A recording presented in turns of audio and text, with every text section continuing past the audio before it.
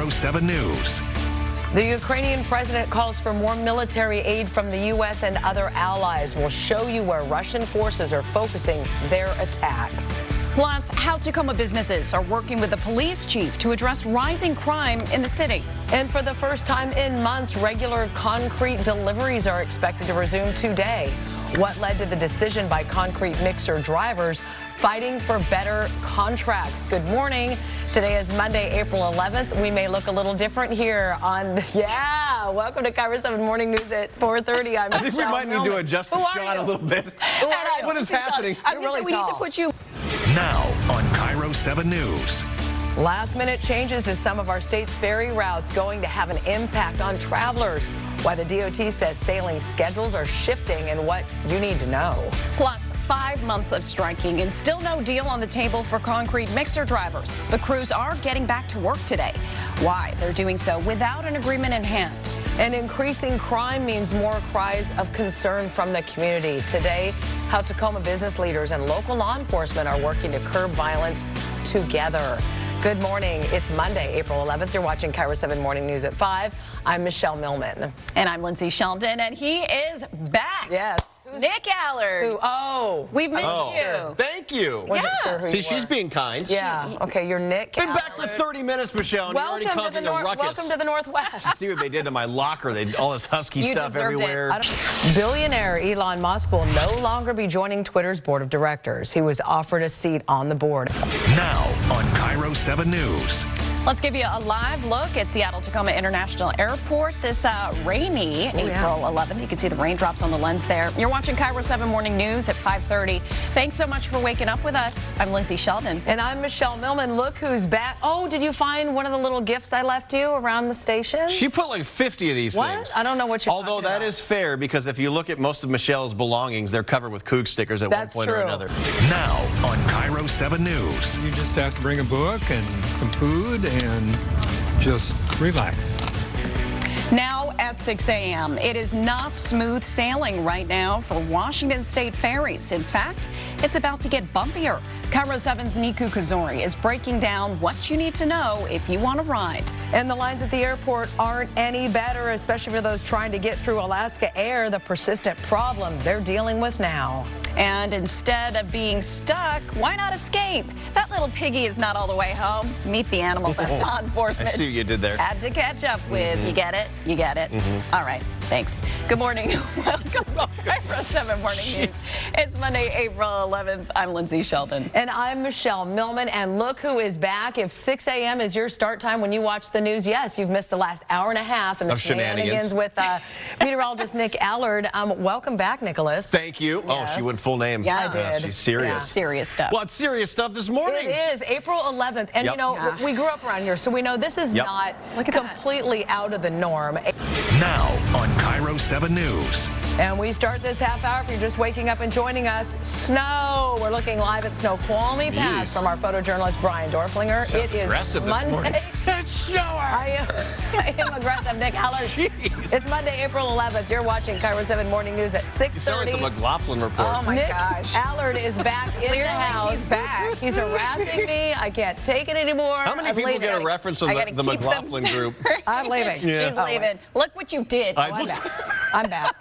I can't stay away. Oh, hey, Michelle. I gave him too many Husky stickers this morning. She over did. Everything. She did. Well, it is guys. snowing, though. It is. Quite a few places. We have school delays and Okay. closures. We're running a ticker on the bottom of the screen. You can see right there, Seattle, it's just going to be rain. I mean, unless you get a real heavy piece of this, I don't think you will. But otherwise, around Olympia, south, and especially south and east, may have to keep an eye on spots in the Hood Canal as well. We have some pockets of some snow. So you're going to see snow, or at least that wet snow, around, say, Olympia, south and east. And then this afternoon, most of that dries out, and we'll just see a few showers in the upper 40s. We will have to keep an eye on, even if the snow level's 1,000 or 1,500 feet, if anything's heavy, that could change and maybe temporarily force it down. So I want to show you hour by hour how much more we could see. We'll do that in less than 10, but at 6:30, quick check on the morning commute. One of the spots we've been keeping an eye on there, I-5 and around Mounts Road south.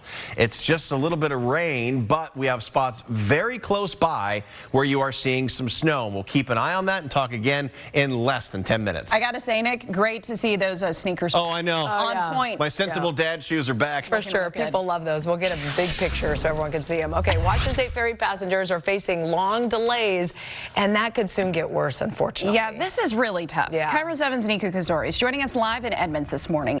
Now on KIRO 7 News.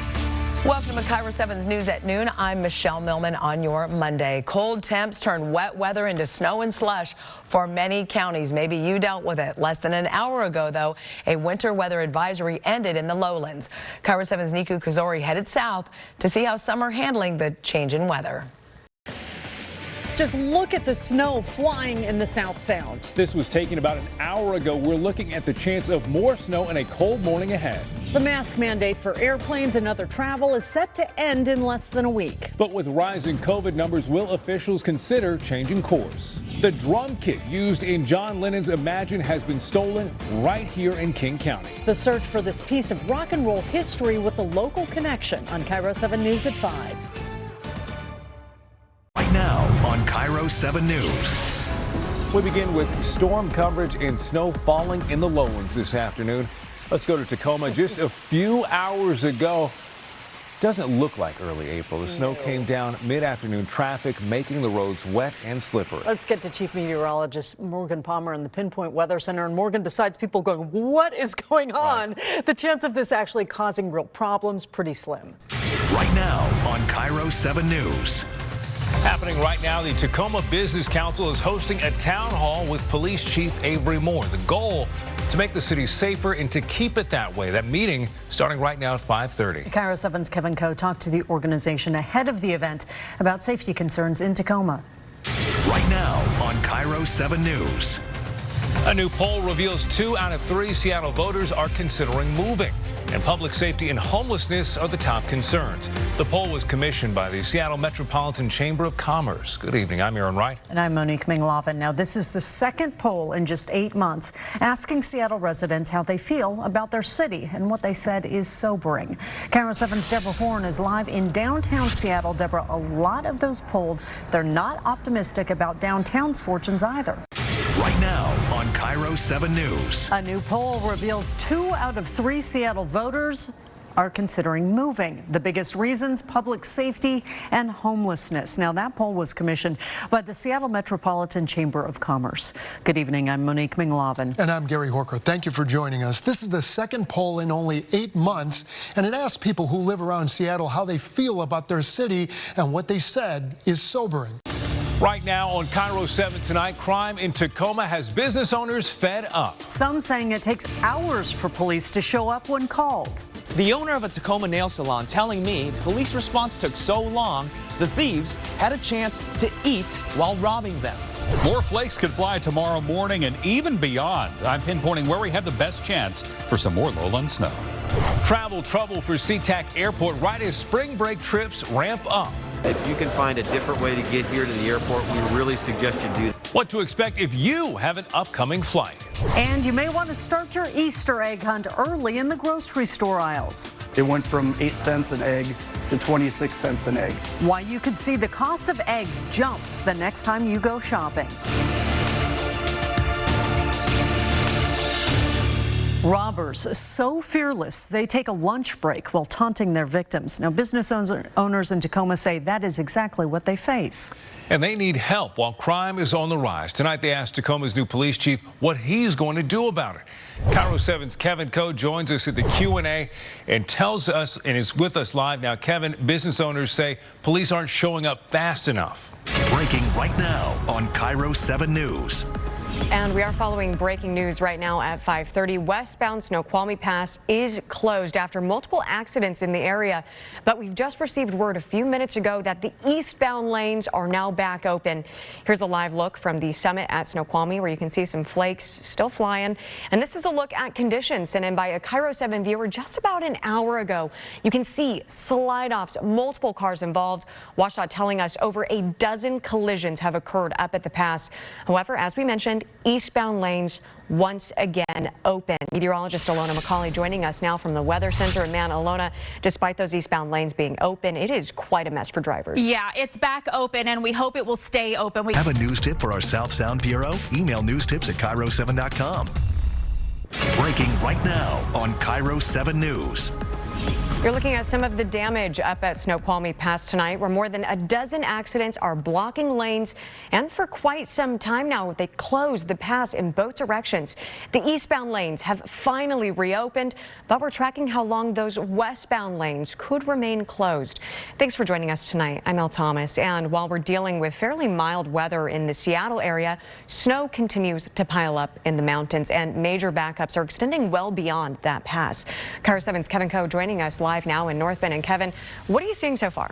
I'm here for you, so you know more. Monique Ming Laven, KIRO 7 News. Breaking right now on KIRO 7 News. And breaking right now at this 7 o'clock hour, we have just confirmed westbound US 2 through Stevens Pass is shutting down as we speak due to multiple collisions and spinouts. Right now on KIRO 7 News. Snoqualmie Pass back open tonight after more than a dozen crashes led to an hours-long shutdown. West State officials say this won't be the last we see of the snow. And down below, this does not look like spring weather. Communities across our area being pelted with ice. A look now at the Pinpoint Storm Tracker tonight. We are seeing the precipitation rolling across western Washington. That blast of winter weather brought drivers to a standstill on I-90 today, shutting Snoqualmie Pass down for hours between North Bend and Ellensburg. Thanks for joining us on your Saturday evening. I'm Elle Thomas. Eastbound lanes reopened around 5 this afternoon, and westbound lanes cleared around 9.